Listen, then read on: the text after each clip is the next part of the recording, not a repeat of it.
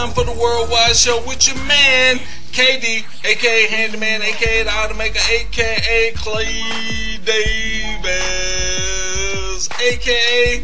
Mighty Mouse. Anyway, that's my new one, Mighty Mouse. Anyway, you got a lot to the right place, the Worldwide Show. You know, I keep trying to tell people, Miss Renee, people think just because you do radio, you know, when you hear us out there in radio world, we are not always in good moods. I know you done heard Miss Renee when she's been pissed off and aggravated and sitting here with the balled up face. Well, anyway, I'm just getting back in town. I had to go to Austin, Texas yesterday. My aunt, she passed away last week. Rest in peace, Jean. So I had to go down there for the funeral. So I'm not feeling, you know, chipper. Not all that chipper today. But, you know, I can't come on the radio and sound down because the people listening are going to sound down. What do you think about that, Renee? They're going to say, well, why in the hell is this down person on the radio making me feel down? He's supposed to bring me up, supposed to cheer me up. Now I'm sad. Well, I got gas. Jeez. Anyway, can we have it? Goddamn, for the last 2 weeks, that's all you've been talking about. Gas. Nobody want to hear about your personal problems. Well, give me some gas X or some Beano, so there'll be no gas. I'm gonna give you, I hope they send you a check for advertising. I'm gonna give you some Beano gas when I knock you in your head. Well, anyway, y'all keep it locked to the Worldwide Show, coming back with much more. That was MGMT featuring Jermaine Dupri with Electric Feel, and before that I had Young Capone with D-Boy's Dream, and I started the show off with that Unladylike with Hey. Okay. You know, me and Miss Renee been having a lot of conversation all week long about this video about this gang violence up there in Chicago area. I think it's Fingers High School. I'm not sure. Fingers High School. I don't know how they say it. But my man up there, Riddell, he told me I was spelling it wrong. So whatever.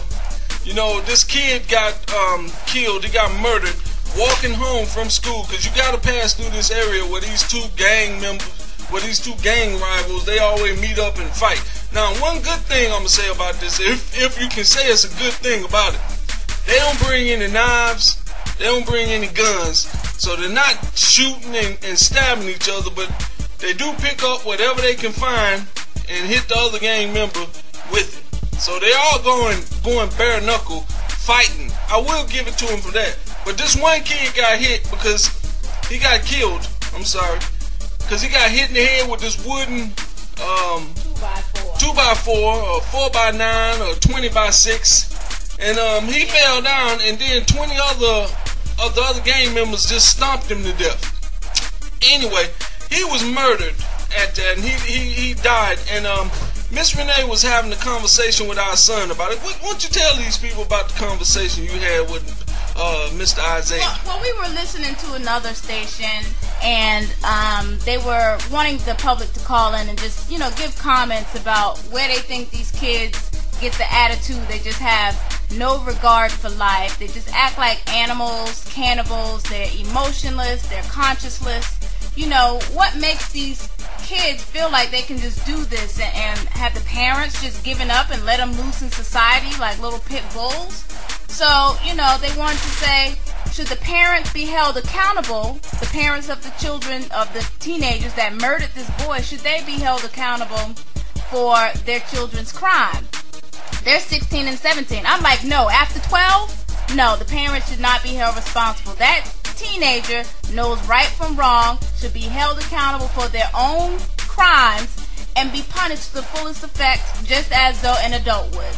I think they should. I don't even think, you know what, there's certain things that go on I don't even think you should have a trial for. I mean, if I know how we do things here. Everything has to be, you're innocent until proven guilty. But if they got you on video and without beyond a reasonable doubt you've done it, I don't think it ought to be a trial. And I don't think you ought to be sitting in jail for 5 to 10 years on death row. If you're guilty, whether you admit guilt or found guilty, if you're found guilty on a Friday, I think you ought to be dead by Monday. No. That's just the way I am. You know, why sit them on death row for 10 years? Why get their parents and relatives 10 years to go visit this person in jail costing taxpayers money. We're feeding them 3 times a day. Clothing, I mean, and no. I'll have to disagree. No, I don't. And let me just say this, because there's a lot of innocent people that are sitting on Well, I didn't say that. Now see, you're touching on. And they could be found guilty beyond a reasonable doubt. You're touching on the different things, but you know what? So I'm thinking, let's wait maybe a year. Wait a minute, Miss and Renee. then fry them. Wait a minute. Keep that locked in your head, because I gotta go back to some music, and when we come back I'm gonna let you voice your opinion on that, because you always saying I'm cutting you out. Y'all keep it locked here to the Worldwide Show.